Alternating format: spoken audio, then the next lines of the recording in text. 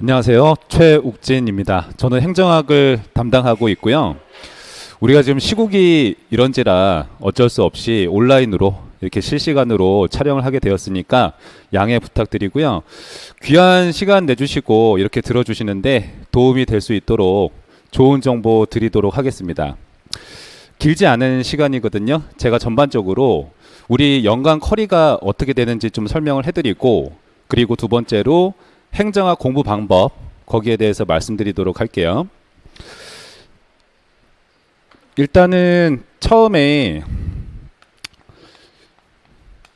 11월, 12월에 우리가 기본 이론을 들어가게 돼요. 그래서 이때는 기본 강좌가 진행이 됩니다. 기본적으로 행정학의 이라는 학문에 대해서 굉장히 낯설지 않습니까? 그쵸? 그러니까 사실 보통 제가 수업을 해봐도 행정학을 어려워하시는 분들이 굉장히 많아요. 우리가 하나의 자영업을 한다라고 가정을 해볼게요. 그러면은 이 가게를 운영하는 데 필요한 지식을 배우는 것을 뭐 경영학이라고 할 수 있을 것 같아요. 근데 행정학이라는 것은 하나의 국가가 나한테 주어졌다라고 생각을 해보세요. 그러면은 국가를 관리하는데 필요한 그 모든 지식을 배우는 학문을 행정학이라고 생각을 하시면 될 것 같아요. 그러다 보니까 양도 굉장히 많고, 나중에 기본서를 받아보시면은 아시겠지만은 800페이지 정도가 되거든요. 그렇기 때문에 부담도 많이 느껴 하시고 그러세요. 그런데 너무 걱정하지 않으셔도 되는 게, 제가 시험에 나올 부분만 간단하게 추려서 수업을 할 거예요. 무튼 이 행정학이라는 과목 자체는 설명을 해보면 간단하게 행정학 총론이라는 부분이 있어요. 그 다음에 두 번째로 강론이라는 부분이 있습니다. 그래서 기본 이론과 심화 과정에서 요 두 파트에 대해서 공부를 한다고 생각을 하시면 돼요, 사실은. 근데 이제 총론이라는 그 말 자체가 좀 낯설고 그렇잖아요. 이 총론이라는 것은 행정학 기초라고 생각을 하시면 돼요. 아주 기초가 되는 토대 부분이다, 이렇게 보시면 되겠고, 강론이라는 것은 각계 과목별로 좀 파고 들어가는 부분이에요. 뭐 예를 들면은 행정 활동을 할 때 우리가 국가 관리 하다 보면은 사회 문제가 많이 발생을 해요. 지금 코로나 상황이라는 것도 하나의 큰 사회 문제라고 생각을 하시면 돼요. 그러면은 정부는 이러한 사회 문제를 해결하기 위해서 정책을 만들어내거든요. 그렇잖아요. 그러면은 이 강론 파트에서 예를 들면은 정책학이라는 것도 배우는 거예요. 정책이라는 거는 어떻게 만들어지고 무슨 기능을 하고 이런 것들에 대해서 공부를 하는 거죠. 그래서 각계 파트를 들어간다. 뭐 예컨대 여기 지방자치론이라는 것도 있거든요. 우리나라에서는 사실 지방정부라는 표현을 거의 쓰질 않습니다. 왜 그러냐면은 지방자치 단체라고 하죠. 사법권, 자치사법권이 없기 때문에 지자체라는 표현을 쓰는데, 이런 지방정부들이 많잖아요. 그런 것들을 관리를 하기 위한 또 지식들, 이걸 갖다가 지방자치론이라고 하는 거죠. 무튼 이렇게 각계 파고 들어가는 부분이 강론이다, 이렇게 아이디어를 잡은 상황에서 11월, 12월 같은 경우에는 기본 이론을 들어가는데, 이때 같은 경우에는 총론을 제가 중심으로 수업을 할 거예요. 행정학 총론. 행정사 기출 문제를 들여다보면은 이 행정학 총론 파트에서 기출이 많이 되는 편입니다. 그렇기 때문에 이 토대를 잘 잡아놔야지 나중에 강론 수업으로 들어갈 때도 이해가 수월하거든요. 그러면 이제 12월까지 이제 수업을 다 했어요. 그러면 1월하고 2월이 되는 건데, 이때 심화이론이 들어가요. 이 심화이론 때는 강론 중심으로 이제 제가 수업을 해서 이론 수업을 쭉 이끌어 나갈 겁니다. 그렇다라고 했을 때 요 기본과 심화 과정에서 교재는 800페이지인데 행정학 전체를 다 자세하게 공무원 시험 보듯이 공부하실 필요는 없거든요. 그렇다 보니까 제가 기출 범위 위주로 이 기출 범위 위주로 수업을 하는 것을 진행을 할 거예요. 그러면은 실질적으로 이제 여러분들이 받을 교재는 800페이지 정도가 되지만 제가 이렇게 간략하게 추려서 수업을 하게 되면은 대략 400p 정도, 아마 한 350페이지에서 400페이지 정도가 될 거예요. 요 정도만 잘 하고 수업에 시험장에 들어가셔도 충분합니다. 합격하는 데는 지장이 없고, 그리고 제가 이 기출범위 수업을 하면서 뭐를 드릴 거냐면은 이 체크리스트를 드릴 거예요. 그래서 이 체크리스트는 총론하고 강론별로 어디가 중요하다라는 게 제가 이제 페이지도 다 표시를 해놨고, 어떤 범위가 기출이 어느 정도 빈도로 되었다라는 거를 다 표시를 해놨어요. 그렇기 때문에 이 체크리스트를 중심으로 해서 350페이지에서 400페이지 정도의 분량을 공부를 열심히 하시면은 합격을 위한 그 분량은 충분하다라는 거를 강조하고 싶어요. 그럼 이제 2월 달에 이렇게 심화 이론까지 전범위가 쭉 도는 거죠. 그런 상황에서 3, 4월에 들어가면은 문풀에 들어갑니다. 문풀. 이 문제풀이 같은 경우에는 제가 교재에 담아놓은 게 대략 500제 정도 될 거예요. 400에서 500문제 정도 될 텐데 이 정도 분량이면 충분하거든요. 그래서 요거를 여러 번 반복을 하시고 시험장에 들어가시면 문제가 없을 겁니다. 요게 끝나면 이제 동형 모의고사를 치르게 되는 거고, 요렇게 3개의 과정이 아주 중요한 핵심 과정이라고 생각을 하시면 될 것 같아요. 자, 그러면은 전체적인 연간 쿼리는 제가 설명을 끝냈고 행정학 공부 방법에 대해서 언급을 해드릴게요. 제가 3, 4월에 들어갈 이 문제집 있잖아요. 500문제가 들어있는 거. 요 문제집이 난이도가 쉬운 건 아니에요. 근데 대신에 많은 범위를 볼 수 있는 그런 문제들로 좀 엄선을 해두었습니다. 그래서 이 문제로 결국 끝까지 마무리를 하고 정리를 하게 되는 건데, 기본 이론 듣고 심화 이론을 들으실 때 이론만 듣고 문제를 풀지 않으면은 행정학은 너무 금방 까먹어요. 휘발성이 굉장히 강한 편이에요. 그렇기 때문에 이런 이론 수업을 들으실 때 3, 4월에 들어갈 이 문제집을 구매를 하셔서 같이 풀어보시면서 수업을 따라오시면은 시너지 효과가 굉장히 많이 나요.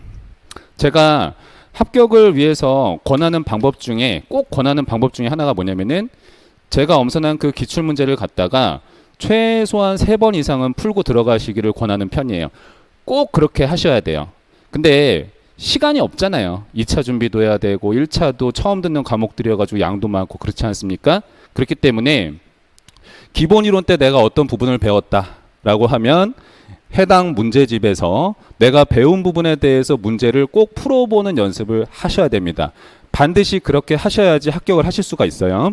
그렇게 되면 기본 이론과 심화 이론을 거치는 과정에서 이 500제의 문제풀이를 그래도 여러분들이 혼자서 한 번은 풀어보신 꼴이 되는 거죠. 그렇잖아요? 그러면은 3, 4월에 되면은 제가 문제집을 가지고 같이 수업을 하잖아요. 그때 500문제를 갖다가 아주 꼼꼼하게 다 함께 풀어드릴 거예요. 그러면 이제 몇 번 푼 거죠? 2번 푼 거잖아요. 그렇죠? 그럼 저랑 같이 문제풀이 수업을 하면서 2번째 풀고, 그럼 저랑 문제풀이 수업을 하실 때는 또 복습을 하실 거 아니에요. 그렇게 되면은 3번의 이제 문제풀이를 다 하게 되시는 겁니다. 그리고 나서 이 문제집을 가지고 반복을 많이 하신 상태에서 시험장에 들어가는 거, 최소한 3번은 본 상태에서 그렇게 수험을 생활을 정리를 하셔야 돼요. 그럼 결국에는 맨 마지막에 요약은 뭘로 되는 거예요? 문제집으로 된다라고 생각을 하시면 됩니다. 이 행정사 시험이라는 게 그래도 국가 자격증 시험이고 쉽지만은 않은 시험이에요, 여러분. 1년에 딱 한 번 있는 시험이고, 그렇기 때문에 되게 인생에서 저는 중요하다라고 생각을 하는데, 이 시험에서 한 번에 통과를 하려면은 결국에는 어느 정도의 이해가 되어 있는 거는 필수예요. 그러니까 우리가 예를 들어서 아주 가벼운 국가 자격증을 딴다고 생각을 해볼게요. 뭐 예를 들면은 뭐 컴퓨터 활용 능력 시험이다 가정을 해보겠습니다. 그럼 1차 필기를 보는데 그거를 이론 수업을 막 열심히 듣고 시험 보는 사람이 많지 않을 거예요. 웬만하면 어떻게 하냐면은 기출 문제를 그냥 다 다운을 받아서 답을 피상적으로 외우는 방식을 택한 다음에 시험을 보는 게 일반적이죠. 그게 통하는 시험이 있어요. 그런데 이 행정사 시험 같은 경우에는 피상적으로 답안을 외워서는 한계가 있는 시험이에요. 그러니까 예를 들어서 뭐 20문제가 나온다라고 가정을 했을 때 그 중에서 그래도 한 13개 정도는 내가 이해하고 있는 그런 정도의 분야에 대해서는 이해를 하고 있어야 되는 해서 텍스트를 다른 말로 바꾸더라도 풀 수 있는 힘이 있는 상태여야지 나머지는 암기로 커버해서 붙을 수가 있는 거예요. 그렇기 때문에 그냥 처음부터 문제풀이 하면서 답안을 외우는 방식은 한계가 있어요. 이건 떨어질 가능성이 매우 높습니다. 그렇기 때문에 절대 그렇게 하면 안 되고 이론 과정을 들으면서 문제에 적용을 하고 그리고 해당 개념에 대해서 이해하는 과정을 반복 과정을 통해 거쳐야지만이 이 시험에 딱 온전하게 합격할 수 있는 힘이 길러지게 됩니다. 지금 이제 나중에 수업을 들으시면 굉장히 바쁘실 거예요. 이제 처음 하는 민법도 하시고 행정법도 하시고 행정학도 하고 이렇게 되는데 굉장히 정신이 없는데 제가 여러분들이 잉여 시간 없이 아주 능률적으로 시험에 합격할 수 있게 그 길로 이끌어 드릴 테니까 저를 믿고 열심히 수업 한번 들어보시길 권하겠습니다. 저는 그럼 여기까지 하겠고요. 제 다음 순서는 행정법 선생님 있으시거든요. 김욱 선생님 오셔가지고 이어서 진행하도록 하겠습니다. 긴 말 들어주셔서 감사합니다. 안녕하세요. 저는 김욱입니다. 여러분들하고 행정법 공부를 하게 될 거예요. 근데 여러분들이 이제 올해 처음 이 행정사 시험 준비를 하는 학생들도 또 수험생들도 있을 것이고 그 다음에 작년에 이미 시험 준비를 했다 이러신 분들도 있을 겁니다. 근데 작년에 이제 시험 준비를 해가지고 시험을 치렀다. 그럴 때 행정법 과목이 좀 느낌이 어땠습니까? 예년하고 행정법을 비교를 해보면은요, 갈수록 조금 난이도가 좀 높아지는 그런 경향이 있습니다. 그리고 우리가 이제 이 행정사 준비를 할 때 행정법이 총론하고 강론으로 나뉘어져 있죠.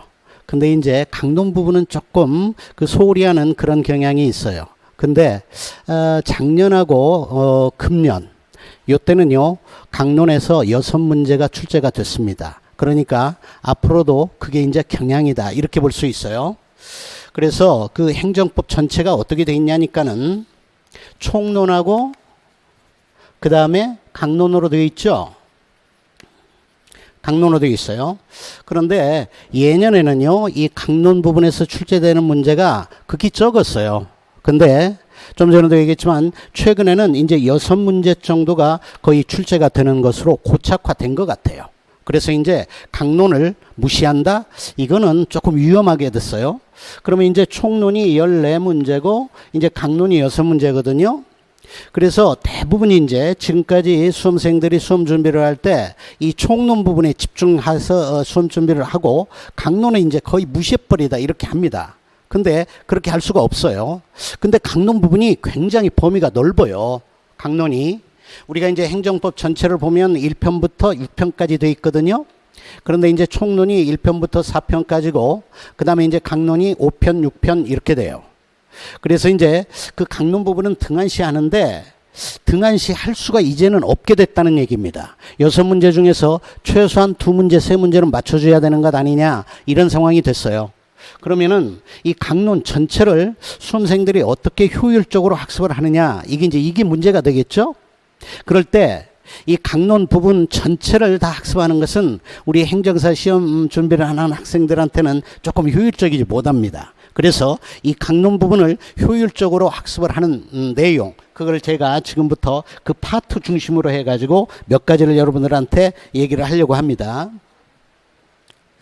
이 강론이 이제 여러 파트가 있는데 우선 맨 앞에가 행정조직법 뭐 이런 데거든요. 그런데 그 조직 중에서도 행정청, 행정관청의 권한이 있어요. 권한.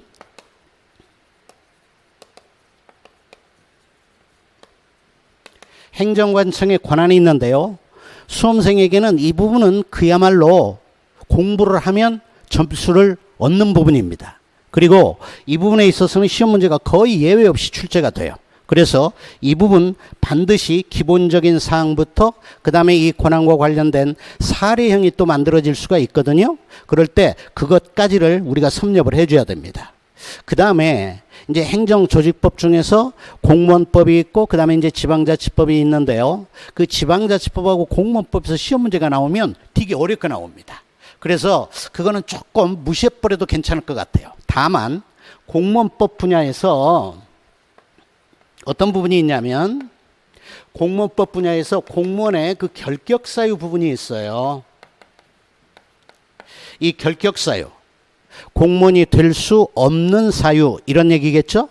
그럴 때 이 결격사유는 국가공무법이다 지방공무법이다 이런 데에서 쭉 이런 게 결격사유다 이렇게 규정을 해놓고 있거든요. 그런데 그 구체적인 결격사유가 뭐냐 이런 건 시험에서 안 물어봅니다.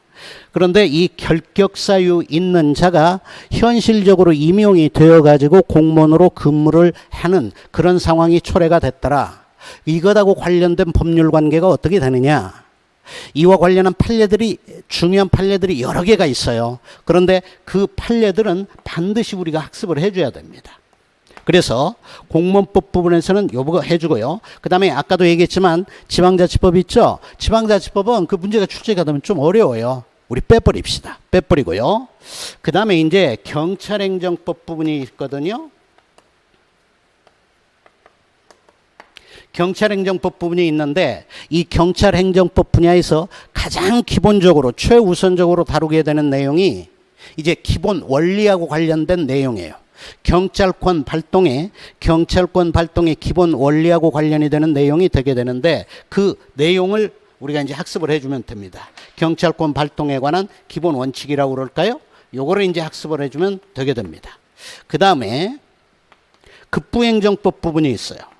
급부행정법 부분이 있는데 이 부분도 굉장히 내용이 많아요. 내용이 많은데 이 급부행정법 분야에서 시험 문제를 출제한다. 출제자가 그러면은요. 그냥 넘어갈 수 없는 부분이 공물하고 관련이 된 부분입니다. 공물이에요. 공물.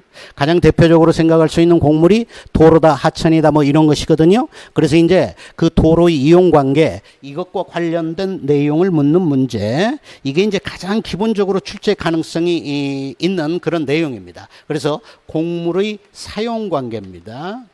그 다음에 이 공물과 관련해 가지고 또 뭐가 다뤄지냐면 이게 시효 취득의 대상이 되느냐 이것하고 관련된 내용이에요. 취득시효입니다. 요것하고 이제 관련된 내용. 요렇게 출제가 됩니다. 요렇게 출제될 가능성이 굉장히 높아요. 그 다음에 이제 재무행정법 부분이 있어요.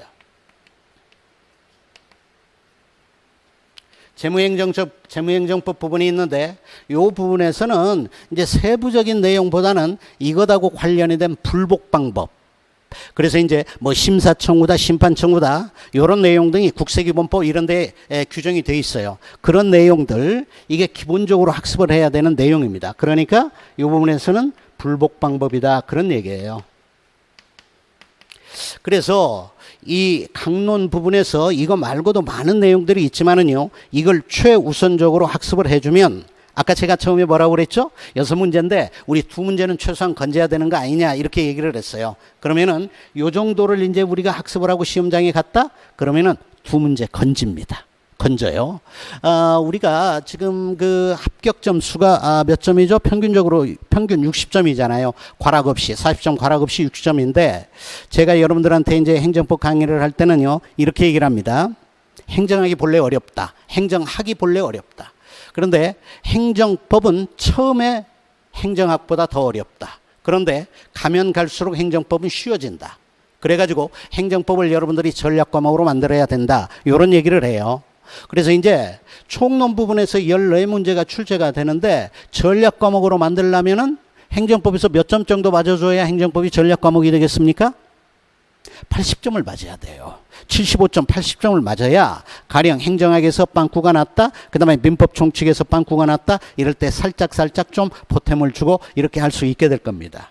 그럴 때 이 총론 이제 여기 강론에서 2문제 요 정도 우리가 이제 건진다. 그러면은 한 문제는 더 맞춰줄 수 있겠지. 그럼 플러스 1이라고 할까요? 그러면 이제 요 정도가 됩니다. 3문제 정도 맞춰줬다. 그런 얘기야. 그러면 이제 나머지 여기 총론 분야에서요. 한 10문제, 11문제 요렇게 맞춰줘야 된다. 그런 얘기가 되게 돼요. 10문제 정도 맞춰주면 됩니다. 그런데 이 총론 부분이 1편부터 4편까지 있죠. 그럴 때 1편부터 4편까지 중에서 가장 어려운 내용, 수험생에게 가장 어려운 내용이 어디냐면 4편이에요. 4편. 4편이 행정쟁송 분야입니다. 행정쟁송 분야거든요. 그런데 그 행정쟁송 분야에서는요, 다른 일반적인 국가시험하고는 달리 그렇게 우리 행정사 시험에서는 많이 출제가 안 됩니다. 그리고 출제가 된다 하더라도 어렵게 출제가 되질 않아요. 이제 그래서 행정쟁송 부분에서는 여러분들이 공부를 할 때는 어렵게 하지만 그렇게 많이 출제가 되는 건 아니니까 너무 걱정은 하지 말자, 이런 얘기를 제가 해주고요. 이제 가장 중요한 게 이 총론 부분에서 중요한 부분은 우리 행정사에서는 서론 부분이 중요해요. 서론 부분. 서론 부분에 이제 뭐가 나오죠? 뭐 행정법의 법원이다, 이런 것도 나오고요. 그 다음에 행정상 법률 관계다, 이게 나와요. 그래서 이제 여기 행정상 법률 관계 이렇게 하게 되면 거기에는 뭐 공법 관계도 있고 사법 관계가 있다, 이러는데 이제 행정청하고 우리 국민과의 사이에서 맺어지는 법률 관계가 수없이 많은 것들이 있을 겁니다. 수없이 많은 것들이 있는데 가령 A라고 하는 관계는 이게 공법 관계냐 사법 관계냐, 요거는 거의 빠짐없이 출제가 되게 돼요. 그 다음에 이제 행정법의 일반 원칙이다, 이렇게 해가지고 뭐 비례의 원칙이다, 신뢰보호의 원칙이다, 뭐 부당결부금지 원칙이다, 이런 것들을 우리가 학습을 하게 되거든요. 그런데 그런 원칙과 관련해 가지고는 그거의 개념 또는 그거의 뭐 요건, 이것과 관련한 이론적인 거는 거의 문제에서 다루어지지 않습니다. 그 신뢰보호의 원칙이다, 그 다음에 비례의 원칙이다, 평등의 원칙이다, 이런 것과 관련한 판례가 출제가 돼요. 판례. 그래서 이제 이 서론 부분에서 이 판례입니다. 판례를 염두에 두고 잘 학습을 해줘야 됩니다. 그 다음에 이제 1편이 서론이라고 그랬죠. 그 다음에 이제 2편이 일반행정작용법이다, 뭐 이런 내용이에요. 그런데 이제 그 2편의 일반행정작용법 중에서도 가장 중심이 되는 내용이 행정행위라고 하는 개념입니다. 행정행위라고 하는 개념이거든요. 그리고 이 행정행위와 관련된 내용, 이게 사실은 행정법 처음부터 마지막까지라고 볼 수도 있어요.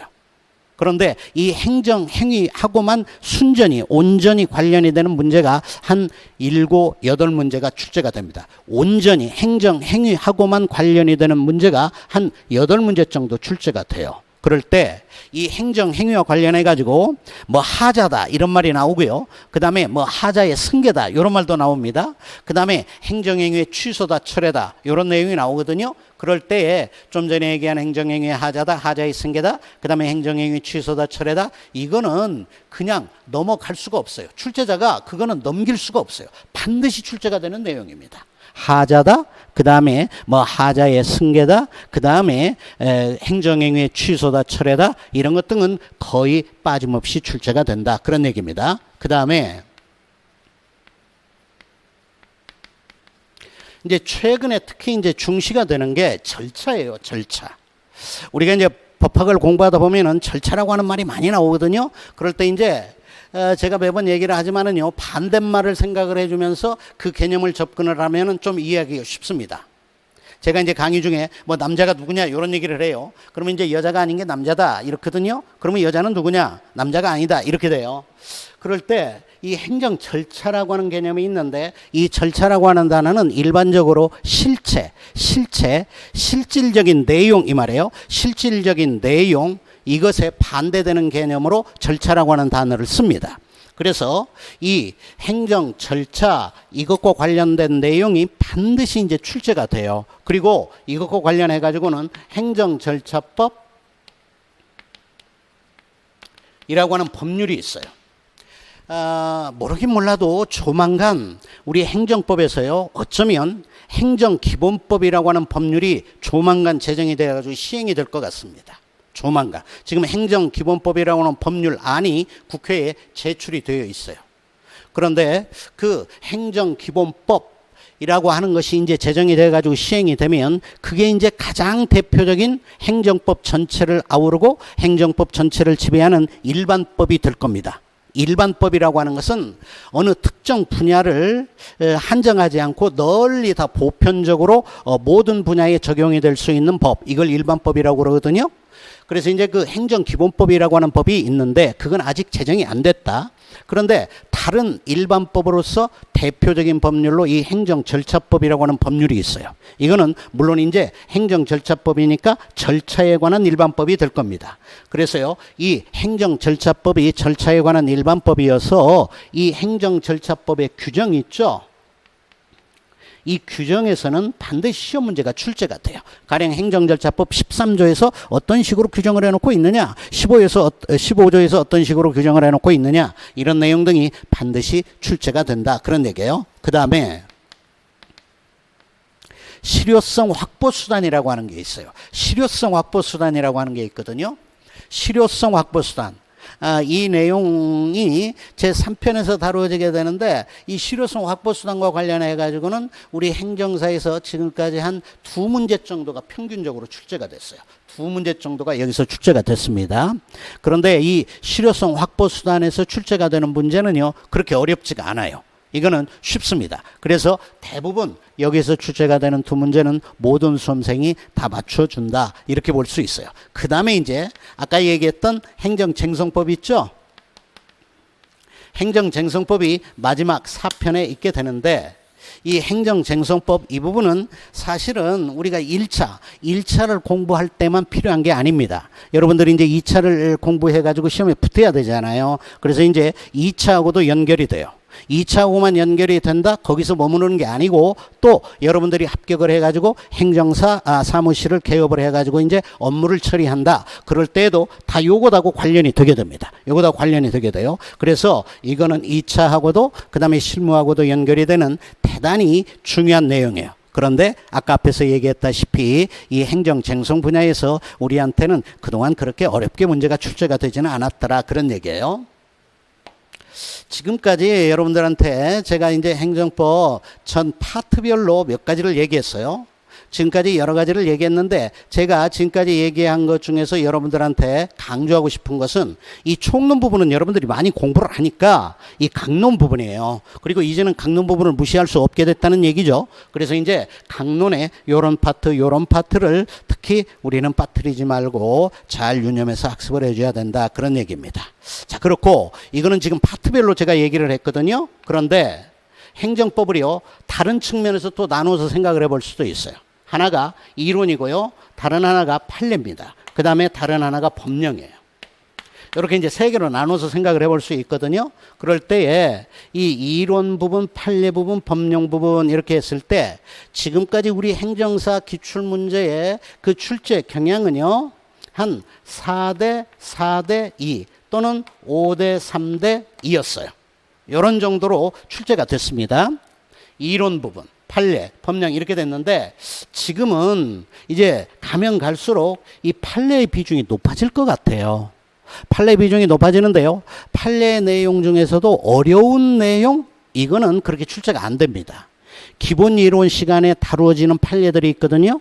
그럴 때 그 기본 이론 시간에 다루어지는 판례들은 그야말로 기본적인 판례입니다. 그런데 그 기본적인 판례의 내용을 묻는 문제가 출제가 돼요. 그래서 판례의 비중이 높아진다라고 해가지고 수험생이 그렇게 뭐 힘들어할 필요는 없겠다, 그런 얘기입니다. 물론 여기 판례가 있고 법령이 있는데요, 이런 판례하고 법령 요거를 제대로 잘 파악을 하고 또 시험장에서 문제가 출제가 됐을 때 이제 정답을 제대로 골라내려면 요것이 뒷받침이 되어 있어야 돼요. 이론이 뒷받침이 되어 있어야 됩니다.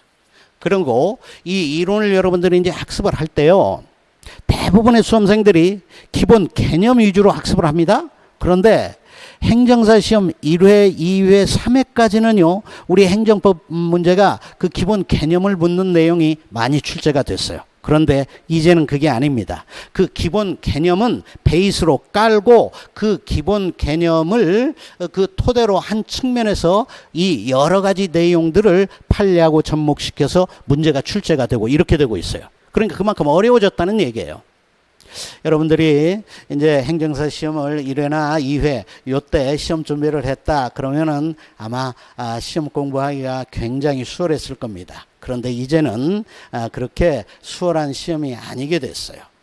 그래서요, 여러분들이 정말로 열심히 학습을 해줘야 되는데 그 학습 방법, 그 다음에 커리의 계략적인 내용, 이것은 앞에서 최욱진 교수가 아주 잘 설명을 했어요. 그래서 제가 거기에 대해서는 덧붙일 내용이 없고, 다만 하나만 더 덧붙이자면 지금 시작하라는 얘기입니다. 지금이에요. 지금 시작을 해야지. 여러분들, 지금 여기 뭐 설명회 하더라? 그 다음에 뭐 방문각에서 오프라인에서 이제 개강을 하는 게 뭐 11월 달이더라? 뭐 이렇게 해가지고 나도 그때 공부를 시작해야지. 그러면은요, 조금 늦을 수 있어요. 여러분들, 좌고우면 하지 마시고, 지금 당장 시작하십시오. 이게 가장 중요하고 여러분들의 그 합격의 길로 가장 빨리 이끄는 첩경이 됩니다. 지금 시작하십시오. 지금 시작을 할 때요, 여러분들이 이제 방문각에서 여러 체육준 선생님도 있고, 그 다음에 민법정책 선생님도 있고, 그 다음에 저도 있습니다. 그 다음에 이제 2차 시험 그 담당하시는 선생님들도 있고, 그러니까 이런 선생님들의 지도를, 그 다음에 강의를 잘 쫓아오면서 수업 시간에 강조한 내용, 그 다음에 또 수업 시간에 프린트로 나가는 내용, 이런 것 등을 집중적으로 학습을 해주면 여러분들이 단기간에 합격을 할 수 있지 않을까. 그렇게 생각을 합니다. 조금 얘기가 길었나요? 어떻게 적당했습니까? 이것으로 해가지고 행정법과 관련된 그 설명 마치도록 하겠습니다. 감사합니다. 반갑습니다. 저는 행정사 실무법 강의하고 있는 임동민입니다. 그리고 현재 행정사업을 하고 있습니다. 여러분이 지금 설명회를 들으시는데, 이제 제 9회 행정사 시험에 합격하시려고 지금 설명회를 들으시겠죠. 그리고 이제 설명회를 지금 이제 하는 목적이 있죠. 목적이 이제 뭐 듣는 목적도 있고. 여러분이 아마 이 설명회를 듣는 목적은 지금 행정사가 뭐 하는 사람이냐, 그거와, 그리고 시험이 쉽지는 않다는데 그 공부를 해가지고 돈을 벌 수 있겠는가 하는 그런 목적하에 들으실 겁니다. 그래서 지금 행정사가 이제 뭐 하는 사람인지 제가 말씀드리겠고요. 그리고 행정사의 이제 업무, 말씀드리겠고, 그리고 이제 이 업무를 해서 돈을 벌 수 있겠는가, 이런 까지 이제 말씀드리겠습니다. 그리고 이제 그 전에 저희 지금 학원에서 이제 설명회를 하는데, 이 목적은 여러분에게 학원에 나와서 뭐 강의를 들어라, 물론 공짜는 아니고 돈 내고, 그리고 인터넷을 통해서 강의를 들어라, 이것도 공짜 아니고 돈 내고. 그래서 이 설명회 하는 목적은 여러분에게 이 행정사 관련된 이 정보를 이제 알려드리고, 시험 합격을 해야 되니까 학원 내지 인터넷에 접속을 해가지고 강의를 들으라는 거죠. 그래서 제 설명 들으시고 방금 전에 이제 우리 김우 교수님 말씀처럼 지금 당장 공부를 시작하세요. 뭐 학원은 일단 11월에 이제 개강을 하니까 뭐 11월에 오셔야 되겠지만, 인터넷 강의는 뭐 지금도 접속할 수 있거든요. 그래서 지금 당장 시작하시기 바라고요. 일단 이제 행정사가 뭐 하는 사람인지 설명 좀 드릴게요. 일단 행정사 뭐 정의를 내리면 행정 업무 원활한 운영과 이제 국민의 권리 구제를 목적으로 행정과 관련된 국민의 편익을 도모하는 자다, 이렇게 이제 정의를 내리거든요. 그리고 이 행정사는 기본적으로 민원 처리를 하는 업무를 도와주는 사람이에요. 민원 처리. 자, 그리고 행정 관련 분쟁이 생겼을 때 이 행정 심판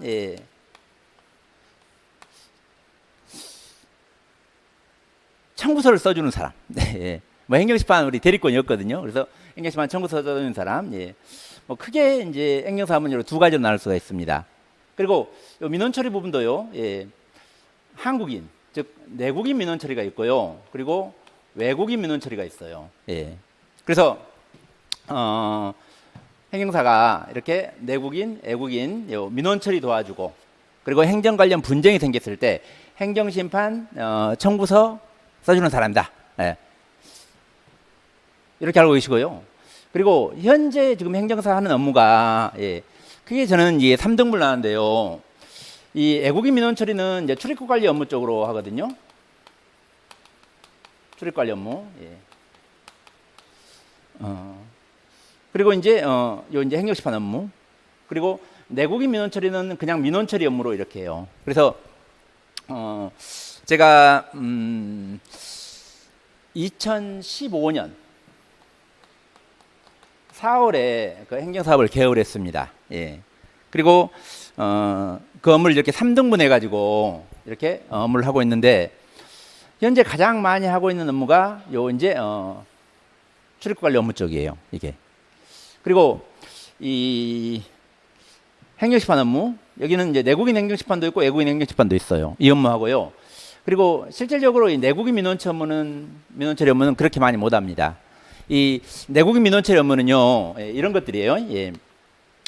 그 행정청에 무슨 인가, 허가 이걸 받아주거나, 그리고 행정청에 뭘 신고를 하거나, 그리고 뭐 등록을 하거나, 예. 이런 업무거든요. 이런 업무. 예.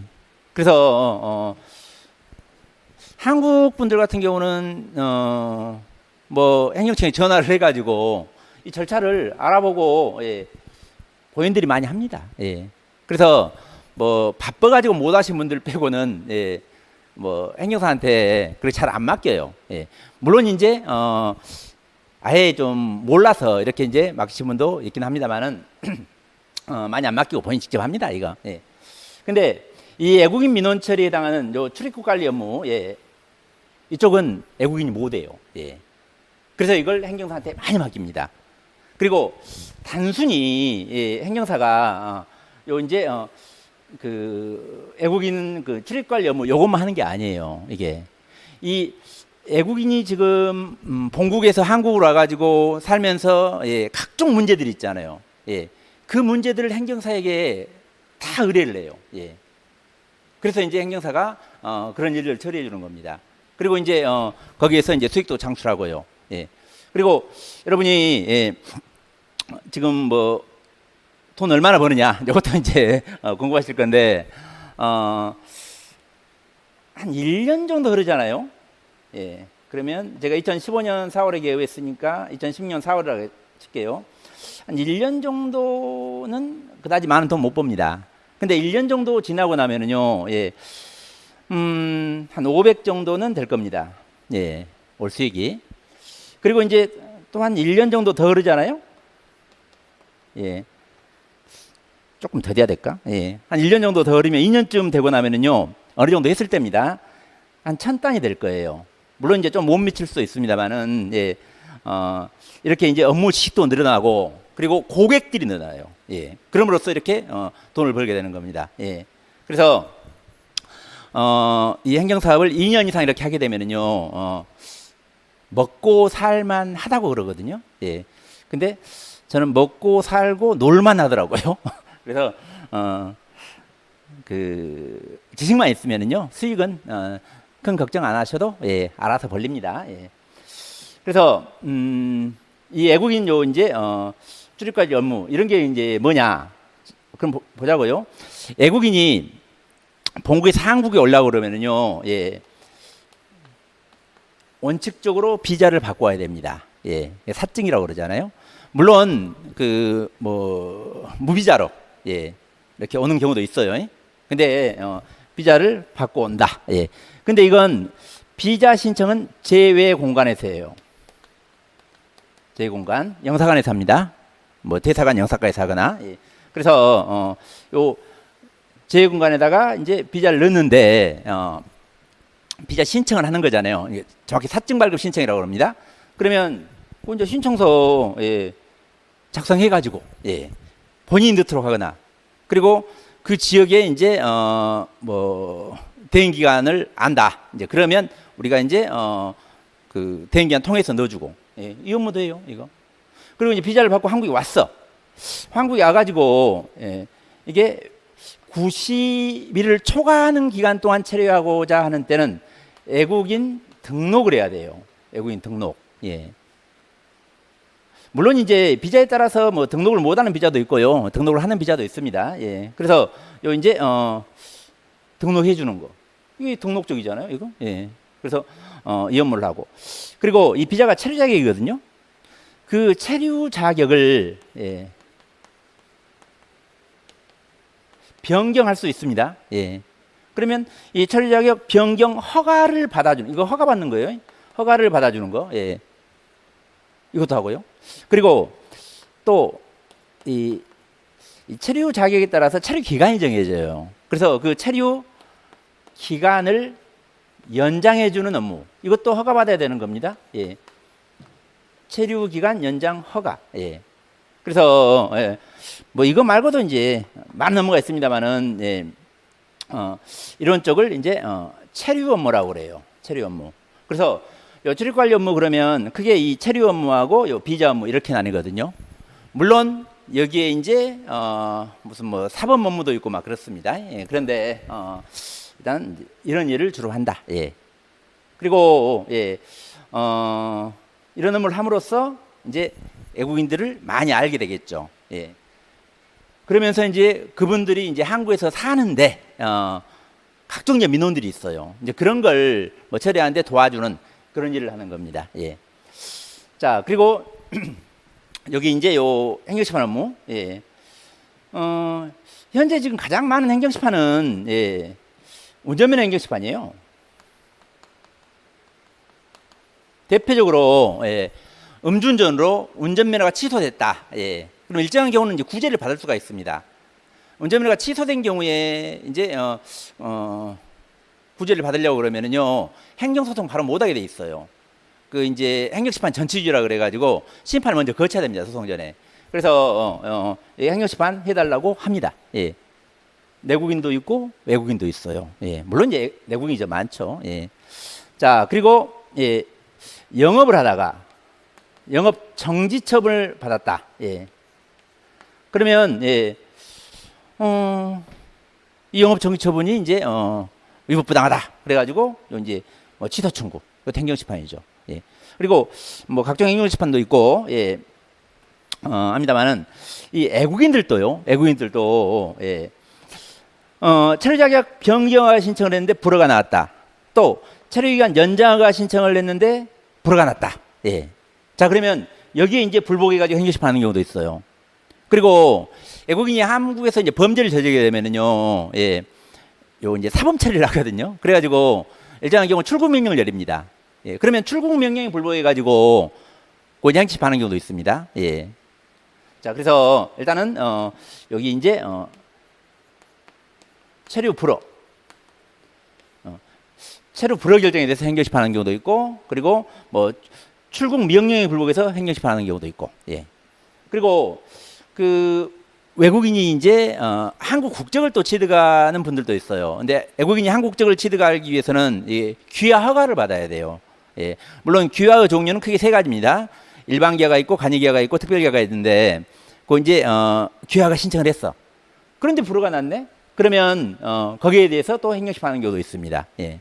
그래서 이런 이제 그 다양한 이제 행정심판 업무가 있어요.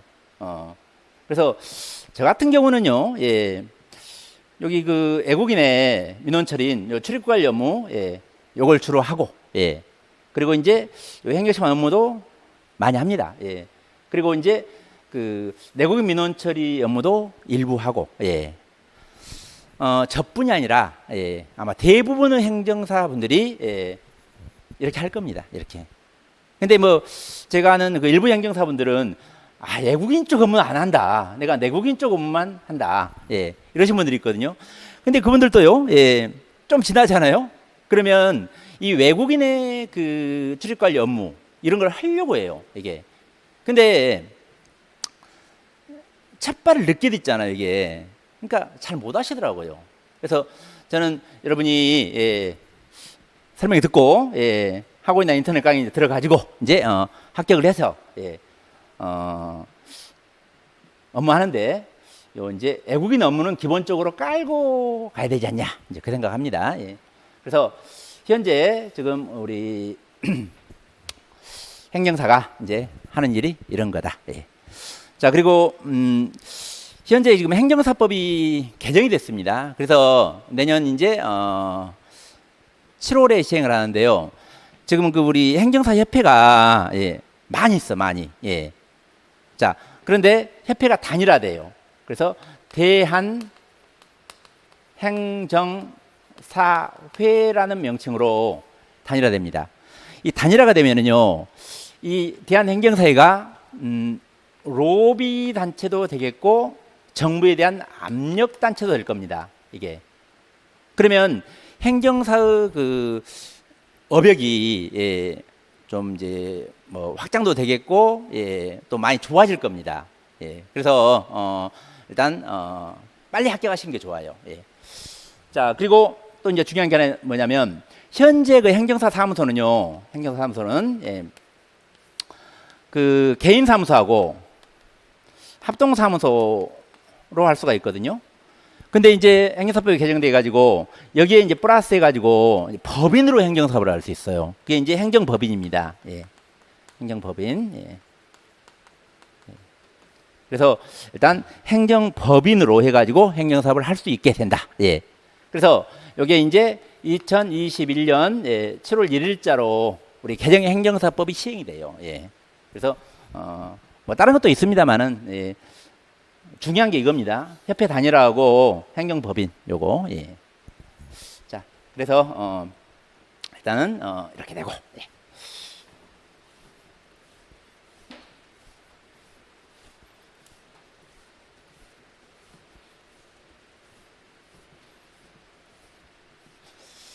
자, 그리고 여러분이 이제 이 행정사 업무를 하기 위해서는 시험에 합격을 해가지고 자격증을 취득해야 되겠죠. 예. 그래서 우리 이제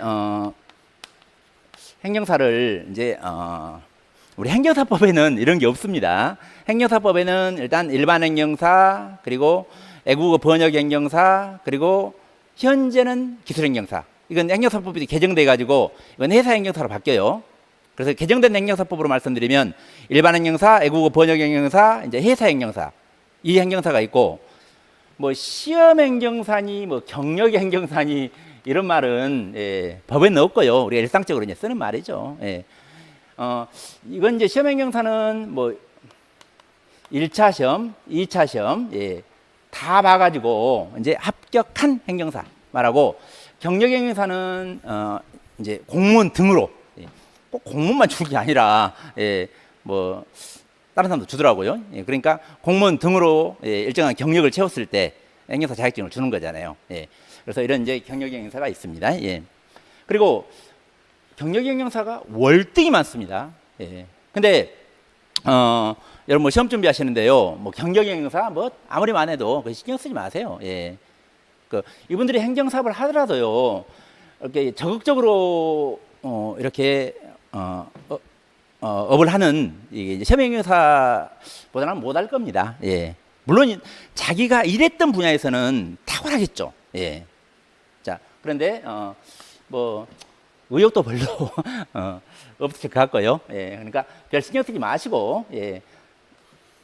시험에 합격해가지고 내일만 잘하면 된다 이 생각하면 돼요. 예.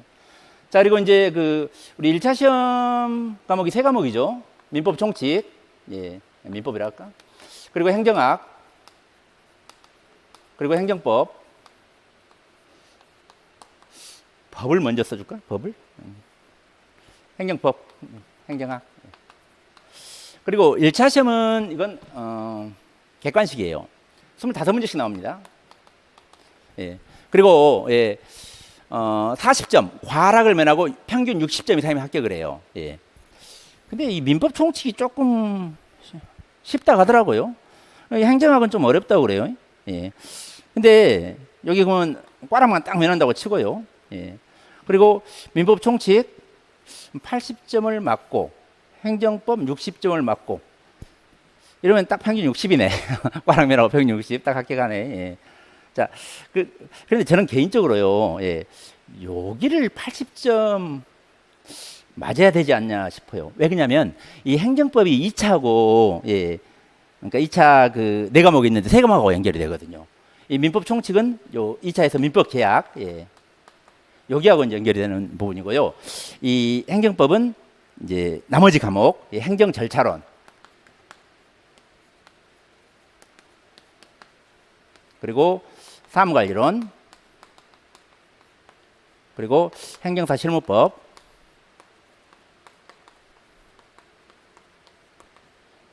여기하고 그러니까 여기는 민법 총칙하고 연결되고요. 여기는 이제 그 행정법하고 연결이 됩니다. 그래서 이 행정법에서 고득점 맞고, 그러니까 공부를 열심히 했으니까 고득점 맞겠죠. 그러면 2차 공부가 수월해요, 이게. 그래서 행정법 공부를 조금 더 열심히 하시길 바랍니다. 예. 어쨌든 예, 1차 이제 요 세 과목 예, 어떻게 이제 점수 맞아서 이제 합격을 해야지 2차 시험 볼 수 있잖아요. 1차 뭐 합격 못하면 뭐 2차 아무 의미 없죠. 그리고 뭐 2021년이죠. 1차가 5월 달에 아마 시험 보지 않을까 싶어요. 그리고 2차는 9월 달에 시험 보지 않을까 싶습니다. 지금 8회 시험은 그랬잖아요. 예, 1차가 5월 달에 보고요. 2차가 이제 9월 달. 지금 다다음 주에 이제 시험 보네요. 9월 26일 날 지금 2차 시험 보는데 일단 이렇게 아마 시험 볼 겁니다. 그리고 요 2차는요. 이게 서술하라. 예.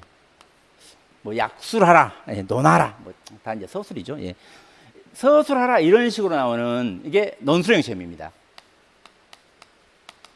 논술형 시험이에요. 예. 자, 그리고 우리 그 1차 시험은 예, 순수한 절대평가죠. 꽈락 40점 면하고 예, 평균 60점 이상 합격, 60점 이상 맞으면 합격하니까. 예. 그리고 우리 행정사법에요. 예. 2차 시험도 절대평가로 돼 있어요. 예.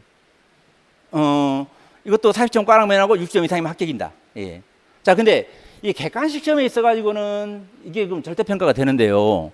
이 주관식 시험에 있어가지고는 이 절대평가가 안 되는 거예요, 이게. 그래서 최소 합격 인원을 정합니다. 최소 합격 인원. 그래서 우리 그 이제 일반 행정사, 외국어 번역 행정사, 그리고 이제 회사 행정사에 있어가지고 그 이제 최소 이 정도는 예, 합격시켜 주겠다라는 요 최소 합격 인원이 예, 그 이제 9회 시험 공고할 때 이제 공고가 될 겁니다. 예, 그래서 요 인원만큼은 이제 합격을 시켜줍니다. 예. 자, 그리고 여기 요 네 과목 예, 문제 4문제 나옵니다. 그래서 1번, 2번, 3번, 4번 해가지고 예, 서술하라 식으로 예, 즉 논술형으로 나와요. 논술형으로. 그리고 예, 1번이 이제 40점짜리고요. 2번, 3번, 4번 20점짜리입니다. 그래서 이게 논술 문제라고 그래요. 그리고 여기는 약술이라고 그럽니다. 예. 그래서 이 네 문제 시험 봐가지고 예, 꽈락면하고 평균 60 이상이면 합격하는데 그게 어렵다니까요. 그래가지고 최소 합격 인원 정한다고 그랬잖아요. 예. 정감은 꽈락 면하면은요 거의 합격한다고 보면 돼요. 이게 2차 시험은. 그래서 일단은 예, 명과락을 목적으로 예, 공부를 하셔야 되는 거예요. 명과락을 목적으로. 예. 사실 이게 그 주관식에서요 60점 이상 맞으면 거의 수석이에요. 이게 물론 이제 이 행정사 시험에 있어가지고는 예, 뭐 70 몇 점 돼야지 예, 뭐 수석이 나오던데 일반적인 그 주관 시험은 예, 60점 맞으면 거의 최고 점수입니다. 예. 자, 어찌됐건 2차 시험은 이제 이렇게 논술형 시험이다. 그래서 논술 한 문제, 약술 세 문제 이렇게 나온다. 알아두시고요. 자, 그리고 여기 이제 뭐 민법 계약이나 행정절차론, 사무관리론은 이제 각 이제 교수님들이 강의하면서 과목 이제 설명 잘 해 주시겠죠. 저는 이제 행정사 실무법을 강의를 하니까 예. 이 실무법의 내용을 일부 이제 설명을 하고 예, 어떻게 이제 공부하는가 이제 그거 이제 설명을 해드릴게요. 우리 실무법은요, 예, 크게 세 파트로 구성되어 있어요. 행정사법, 그리고 행정심판제도, 그리고 비송사건 절차법. 예. 자, 이 행정사법하고 비송사건 절차법은 이건 단행법입니다. 자, 근데 행정심판 제도 그랬잖아요. 그러면 행정심판 제도 있어가지고, 예. 가장 중요한 건 행정심판법이에요. 심판법. 예. 그러니까 심판법이 이제 핵심을 이루는 겁니다. 자, 그리고 우리 이제 행정심판 이러니까 뭐 이제 뭐 통틀어서 이제 하나죠. 근데 이제 뭐 세부적으로 들어가면은 뭐 많은 행정심판이 있고요. 그 행정심판이 이제 크게 각 개별법에 따른 행정심판을 특별행정심판이라고 그러고요. 각 개별법에 따르지 않고 행정심판법에 따른 행정심판을 일반행정심판이라고 그럽니다. 그래서 요 특별행정심판 파트는 별도로 합니다.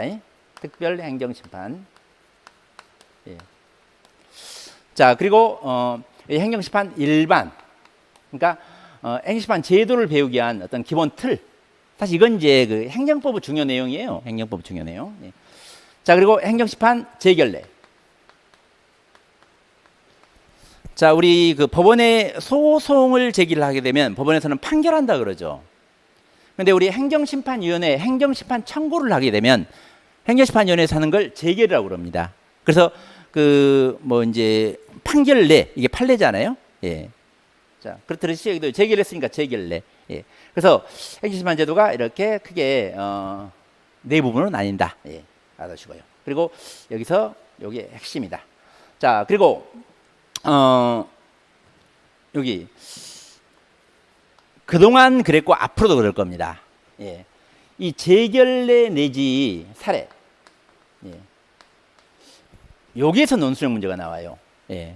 그리고 요 이제 재결례 내지 사례 논술형 문제를 해결하는 데 있어 가지고 이 행정심판법 내용이 아주 필요해요. 아주. 그래서 여러분이 행정법을 이제 공부하시면서 행정심판법 잘 공부해 두셔야 돼요. 예.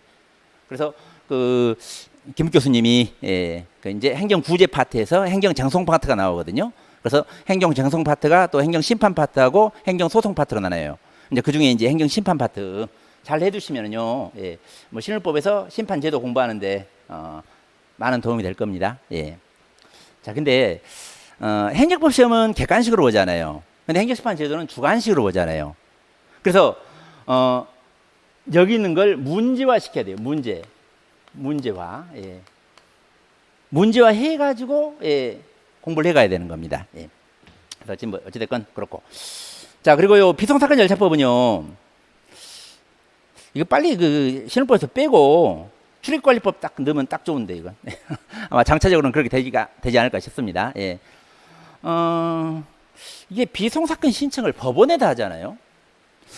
법원에다 하니까 법원이나 검찰청에 제출하는 서류 작성은 행정사가 못하게 돼 있거든요. 예, 그 이제 법무사나 변호사가 돼 있어요. 그러면 뭐 비송사건 신청서 법원에 들어가니까 이거 하지 못하는 거 아니냐 이렇게 말씀을 많이들 하십니다.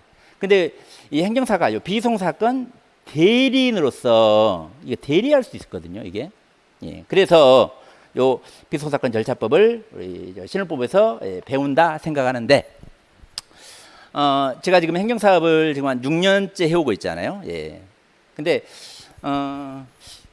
비송사건은요. 이건 제가 그 가사 비송사건 쪽은 좀 실제로 업무를 해봤어요.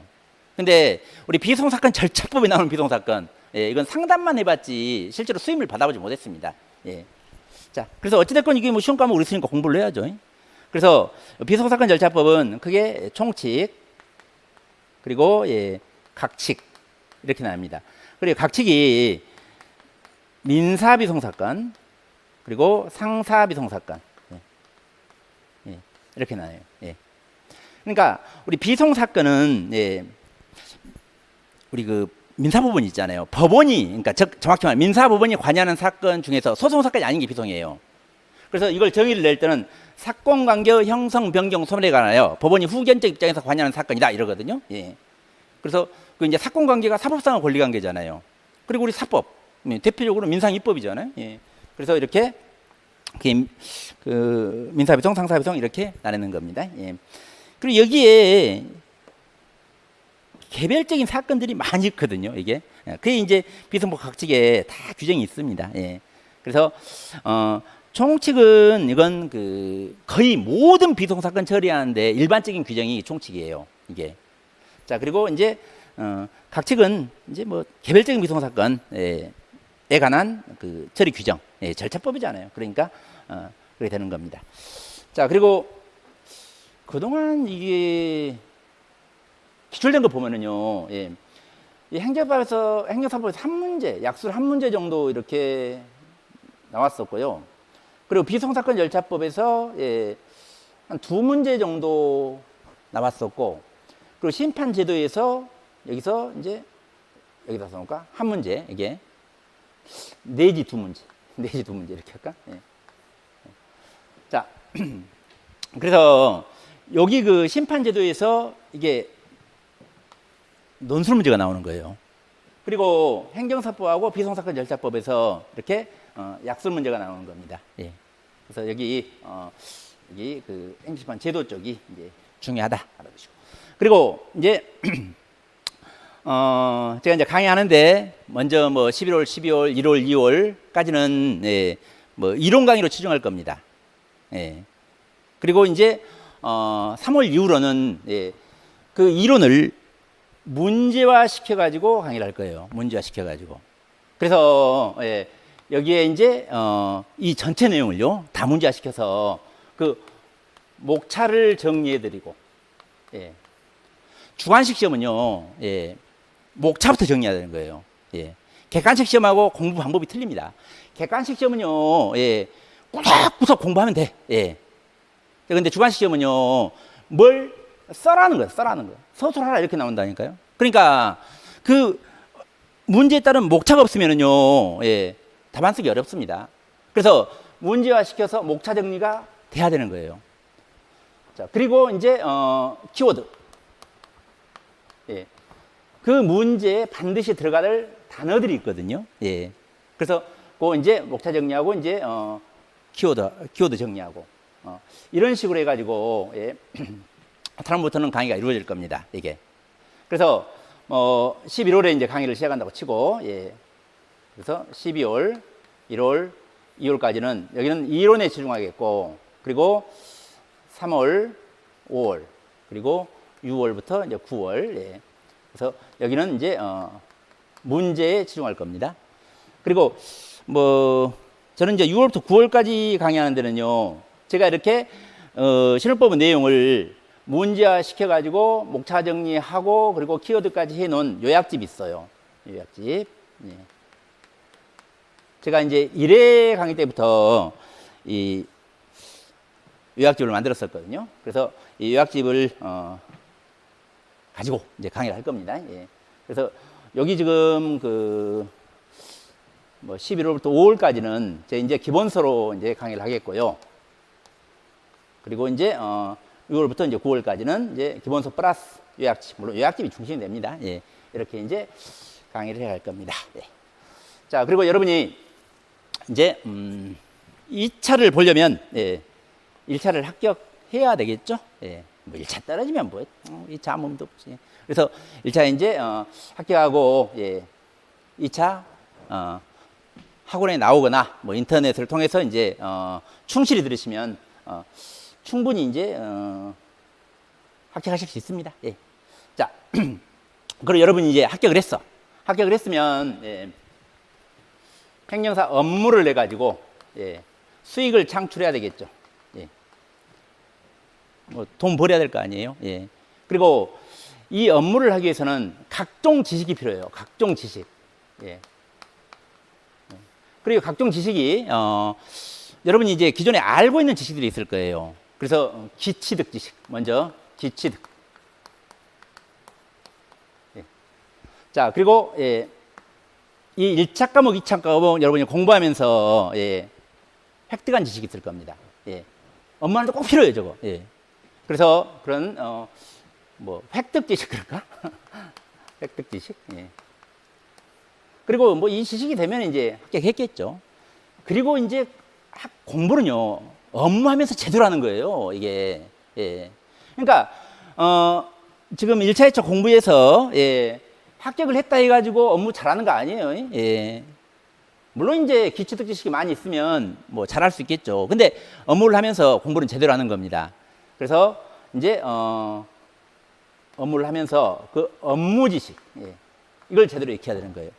자, 대표적으로, 제가 하는 지금 주 업무가 외국인의 출입관리 업무거든요. 근데 제가 행정사무 시작하기 전에요, 출입관리법이요, 법명만 알았어요. 예, 법명만. 예. 자, 근데 이제 업무를 하다 보니까 이 필요하거든요.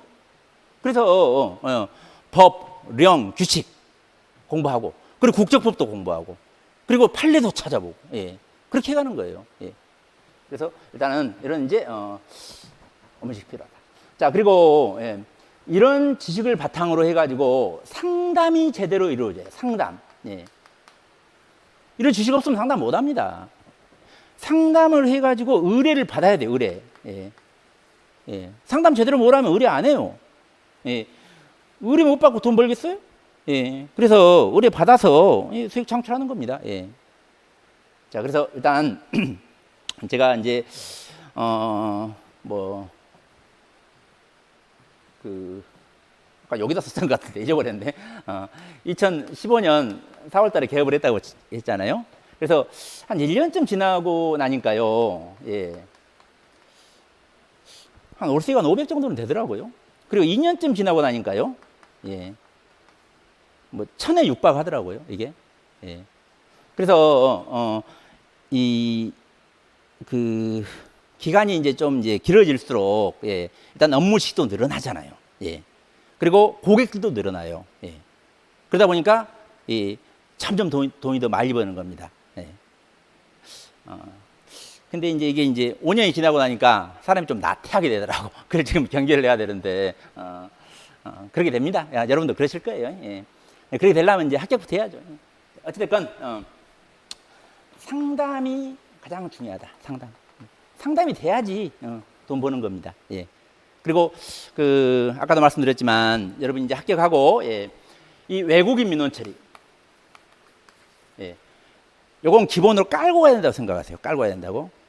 현재 국내에 지금 처리하고 있는 외국인이요, 한 200만 명 정도 된다고 그래요. 200만 명. 예.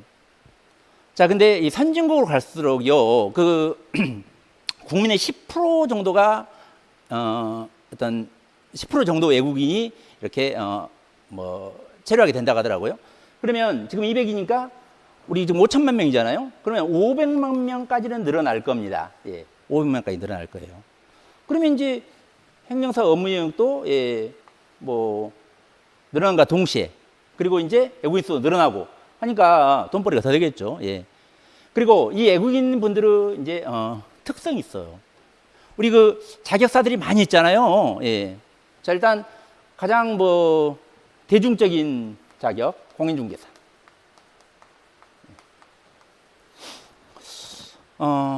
그리고 공인노무사. 그리고 세무사. 그리고 법무사. 거꾸로 써야 되는데 잘못 썼나? 예. 자, 그리고, 예, 변호사. 예. 이 변호사는 이 공인중개 업무는 못하지만 여기 업무는 다 합니다, 이거. 예. 행정사무도 당연히 해요, 변호사는. 예. 자, 그래서 이런 지금 자격사들인데요. 예. 이 외국인들이요, 예, 변호사한테 안 갑니다. 행정사한테 와요, 행정사한테. 예. 행정사한테 와가지고, 변호사가 뭐 하는 사람이에요? 소송하는 사람이잖아요. 예. 예.